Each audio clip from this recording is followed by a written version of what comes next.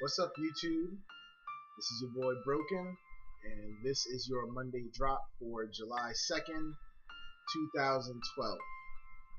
Today we're going to be talking about, or I'm going to be talking about, affecting the culture for Christ. Thought came to me after watching a sermon yesterday about how we can affect the culture, and one of the common misconceptions about how we can affect the culture for Christ. There are a lot of people who would say that to affect the culture, we need to become like the culture. And in a small sense, that is true. But I think there are some pitfalls that we can fall into. And the sermon was dealing with the passage where Paul is in Athens and he's waiting for the other brothers to meet him there. And what happens is he ends up seeing the idols that are in Athens. He goes to the marketplace. He goes to the synagogue first, then the marketplace to proclaim the gospel. And it's there that he is met with some opposition, and they decide that they want him to speak on his beliefs and his philosophies. Many of the people there were interested in just hearing new things, but Paul gave them the gospel. And he didn't change it, he didn't sugarcoat it, he didn't modernize it, take parts out that he knew would be offensive. He preached the gospel unadulterated and uncompromised, and he had a result that's very similar, that you'll find very similar in our experiences when we try to witness. You're going to have some people that mock us, you're going to have some people that will hear you further on the matter, and then you're going to have some people who believe. And throughout the sermon, as the preacher went through, he was trying to dispel a lot of the beliefs that God uses our accolades and our name and our prestige or our popularity to make his gospel great or to make it more effective. When the gospel can stand on its own, the Bible can stand on its own, and God doesn't need us to help him win converts. It is God who saves. We are the mouthpieces. We proclaim the gospel, but God doesn't use one person over another because they're more popular, they look better, they are smarter, they're more academically, they have more academic achievements or anything like that.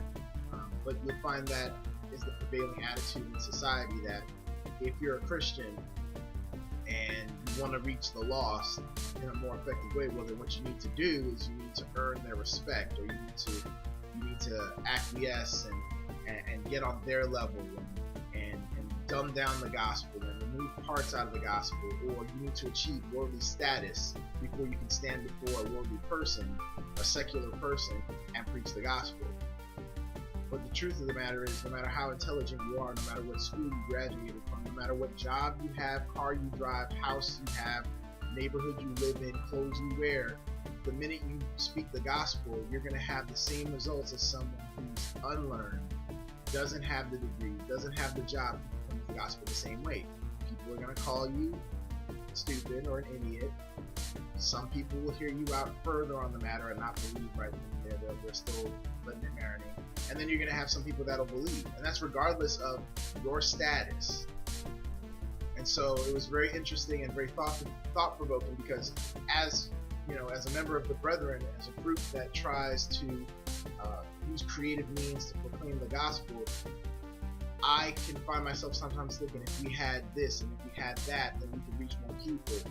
But it's God who's doing the saving. That doesn't mean we don't do things with excellence. We work with what we have. And when God wants us to expand, he'll provide the means.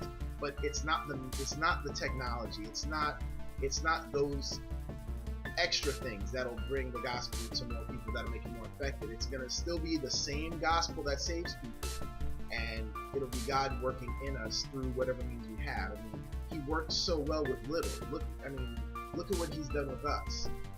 And I can attest to what God has done in me, and I'm not great at all. I don't have anything. We're nothing but dust, really, with his breath inside of us, and look at what we can do, look at what we can produce out of our lives. So let's ask God, in conclusion here, let's ask God to help us to be usable where we are, with the education we have, with the degrees that we may or may not have, with the video equipment and whatever that we have. Because if we put our reliance on material possessions or status or job titles, what happens when those things go? Can we not be effective just preaching the gospel the way it is? I find there to be some fault in that. So I was encouraged by that sermon, and I just want to encourage everyone out there that whatever you have, whatever you have, whatever talents you have, put them in the hands of God. He can do great and mighty things, and that's what we're doing here. We don't claim to have expertise, and I don't want us as the brethren to aspire to any sort of title or any sort of level, and then we can pat ourselves on the back and say we've arrived. But that we continue to press forward with whatever God has given us, because in the end, we want to hear, "Well done, good and faithful servant." So that's the Monday drop. I will holler at you guys later. Stay cool. It is hot over here. So if you're in an area that's enduring a heat wave, try to stay cool. And I guess I'll holler at you guys later.